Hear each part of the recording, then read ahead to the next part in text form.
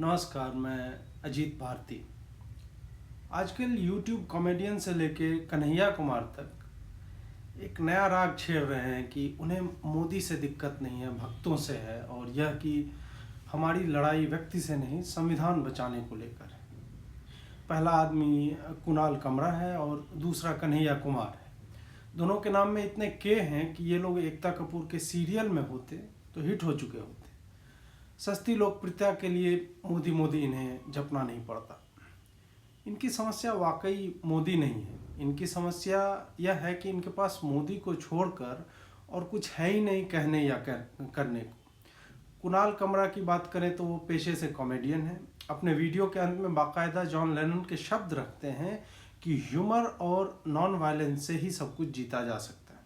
हालांकि वो ये नहीं समझ पाए कि उनसे बड़े बड़े कॉमेडियन जिन्होंने निजी आक्षेप भी किए, पॉलिटिकल व्यंग भी किए, कटाक्ष भी किए, रीगन के इनॉग्रेशन तक बोले, लेकिन उन्हें फक, शिट, एल वाला और जी वाला और फिर एल वाला ये सब शब्द कहने की ज़रूरत नहीं पड़ी।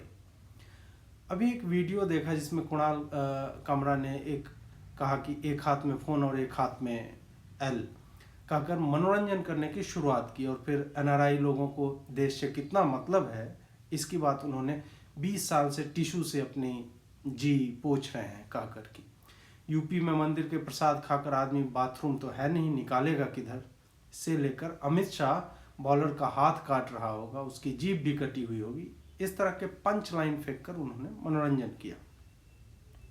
ये कॉमेडी नहीं है। चूंकि आपके सामने बैठा व्यक्ति हंस रहा है, यह बात उस कंटेंट को कॉमेडी या ह्यूमर नहीं बना देता।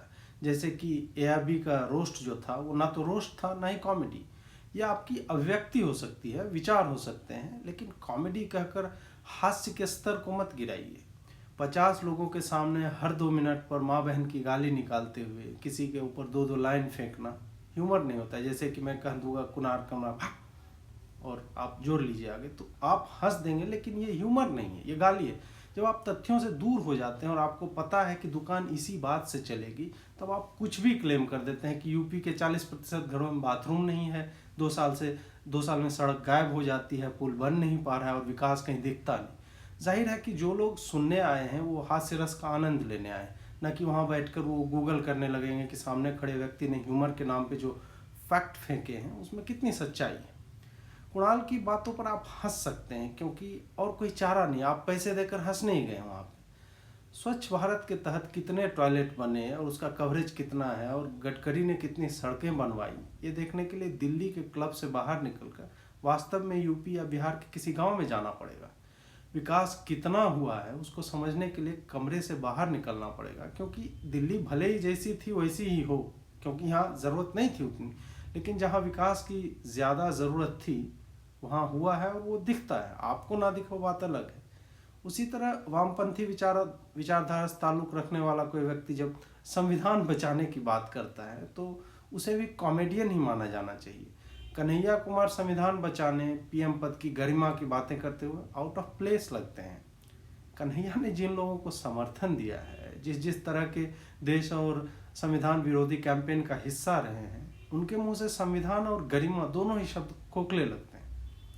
समस्या तो मोदी से ही है, वरना जो हो रहा है, जो भी अच्छा हो रहा है, उसका मजाक उड़ाने की ज़रूरत नहीं पड़ती। मजाक तो लोग किसी भी बात का उड़ा लेते हैं और अच्छे हास्य को जॉन लेनन के शब्द लिखकर जस्टिफाई करने की ज़रूरत नहीं पड़ती। अच्छे हास्य को मानव शरीर के कुछ अंगों के नामों की ज़रूरत नहीं पड़ती। ऐसे शब्द बोलने में लोग इसीलिए बोलने पे हंसते हैं क्योंकि वैसे शब्द निजी बातचीत का हिस्सा होते हैं, लेकिन पब्लिक में उन्हें सुनना या बोलना इतना अजीब लगता है कि उस व्यक्ति पर आप हंस देते हैं कि ये बोल क्या रहा है। हो सकता है कि बातचीत का तरीका बदल गया हो और हमारी बातों में ऐसे शब्द नॉर्मलाइज हो चुके हैं, लेकिन हर नॉर्मलाइज चीज़ कला के नाम पर प्रदर्शित नहीं की जा सकती। ऐसे शब्दों का उपयोग तभी किया जाता है जब बताना हो कि इन शब्दों का उपयोग नहीं करना चाहिए। कला समाज को दिशा जरूर देता है, लेकिन दिशाहीन कलाकार समाज को बहकाता है। इसलिए ऐसे लोगों से बचिए। आप क्या देख रहे हैं, क्या सुन रहे हैं, ऐसे लोगों को दुत्कारने की एक तरह से ज़रूरत है कि आप कॉमेडी को, अपनी अभिव्यक्ति और अपने विचार रखने को आप भले स्वतंत्र हैं, लेकिन ये कॉमेडी या और कोई हास्य या कटाक्ष तो बिल्कुल भी नहीं। नमस्कार।